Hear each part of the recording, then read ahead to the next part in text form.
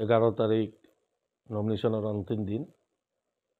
কালি আমার মাননীয় সাংসদ রকিবুল হোসেন সাহেব আমার জিলা কংগ্রেসের নেতৃবৃন্দ কালি বিলাসীপাড়াত এখন মিটিং হয়েছে। অতি সোনকালে 9 তারিখের ভিতর কালি আমার জিলা কংগ্রেসের এখন মিটিং আছে। মিটিংতে চূড়ান্ত হব আমার টিকিটর। কংগ্রেস দলত কোনোবা আহাটাও এইটো স্বাভাৱিক কথা, আহিবও পাৰে, টিকিটো চাব পাৰে। নিশ্চয় আমাৰ হাইকমাণ্ডে যোনে টিকিট দিব, আমাৰ মাননীয় সাংসদ ৰকিবুল হোসেন সাহেবেও কৈছে যে আমাৰ টিকিটৰ ক্ষেত্ৰত আমাৰ যিবিলাকৰ দুদিনত কংগ্ৰেছ কৰি আছে পুৰণা কৰ্মী, নিশ্চয় ৰাইজে বা আমাৰ হাইকমাণ্ডে সেই পুৰণা কৰ্মীকে দিব। নতুন অহা কৰ্মীক দিলে হয়তো আমাৰ ওয়াৰ্কাৰেৰ ভিতৰে এটা খেলিমেলি হব। চাওক, ইউডিএফেৰ ধৰো 1 মাহ আগত কোনোবা আহি জইন কৰিছে চনমাৰ, কোনোবা হয়তো কাৰ পাছত দিছে, সেইবিলাক আমাৰ কংগ্ৰেছ কৰ্মী ৰাইজৰ মাজত সেইজন টিকিটেৰ মানে যে চাই আছে সেইবিলাক আমি নাজানো।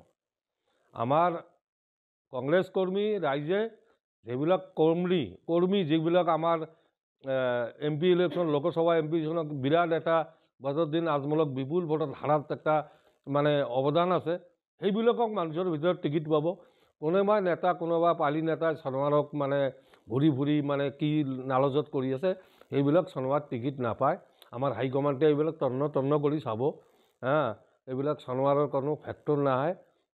টিকিট আমাৰ জানামতে মানে কংগ্ৰেছ কৰ্মী যিবিলাক দুখৰ সুখৰ মাজত আছে, বহু দিনৰ পৰা খাটি আছে, ইমৰান আছে, হেলিম জামান আছে, সেইবিলাকৰ ভিতৰত দুইটাৰ ভিতৰতে হাইকমাণ্ডে বাছনি কৰিব। এইটো আমাৰ কংগ্ৰেছ কৰ্মী সবে জানে। এইটো কথা নহয় আজিকালি আপোনালোকে জানে কংগ্ৰেছৰ টিকিট কোনোবাই নাপায়, এইটো মোৰ কথা নহয়। আজি যেটো আমাৰ পৰিস্থিতি, যেটো ফিল্ডৰ খবৰ আপোনালোকে জানে, ইউডিএফৰ কেণ্ডিডেট, ইউডিএফৰ ঘৰে ঘৰে 25-30 জন মানুহ যাই আছে, 50 জনকাৰ ঘৰত গাই আছে, একটা কাউন্সিলৰো টিকিট দিব পৰা নাই এতিয়ালৈকে। 16টা জিপিত আমাৰ যেটো মানে 58 ব্লকৰ 16টা জিপিত এতিয়ালৈকে 2টা পৰা নাই। আপোনালোকে জানে এই দামপুৰ ৰোডটো এমএলএৰ ঘৰ, হয় নহয়?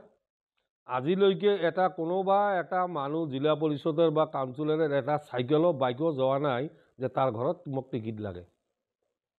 তাই এইবিলাক নহয়, আমাৰ কংগ্ৰেছ দলে যেইবিলাকৰ বাছনি আমাৰ মতে জানা মতে 2 জনকাৰ কংগ্ৰেছ কৰ্মীৰ মাজতে টিকিট হ'ব। এইটোতো আমাৰ আমিও জানাইছোঁ, আমাৰ হাইকমাণ্ডক, আমাৰ হাইকমাণ্ডেও জানে। হাইকমাণ্ডটো এনে হোৱা নাই, হাইকমাণ্ডে এইবিলাক মাল মছলা থকাৰ কাৰণেহে হাইকমাণ্ড হৈছে। আমাৰ জিলা পৰিষদ 4টা গৰিপুৰ সমষ্টিত, 3টাতো আমাৰ দেশী মানুহে পাব। নিশ্চয় একটা চিন্তা কৰিবই, কেননা আমি অকলে খালি কংগ্ৰেছ নকৰোঁ, আমাৰ চৰৰ মানুহেও কংগ্ৰেছ কৰে। আমি যদি এইবিলাক মানে ডাইভাৰ্ট কৰোঁ, আমি জবাব দিম কেনেকৈ? আমাৰ হাইকমাণ্ডে নিশ্চয় চিন্তা কৰিব। রকিবুল স্যার কইছে নিকা ভাব মুক্তি মতে রাইজের মতে কংগ্রেস কর্মীর মতে টিকিট হব। মোর নাম ওমর আলী শেখ, ঘর বড়াইবাড়ি। মই এইবেলি এই দলৰ পৰা পানবাৰী ৰাঙামাটি জিলা পৰিষদ সমষ্টিত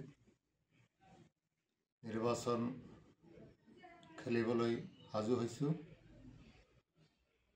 এই দলৰ পৰা টিকেট প্ৰত্যাশী, আশা কৰিছোঁ মোকে দলৰ পৰা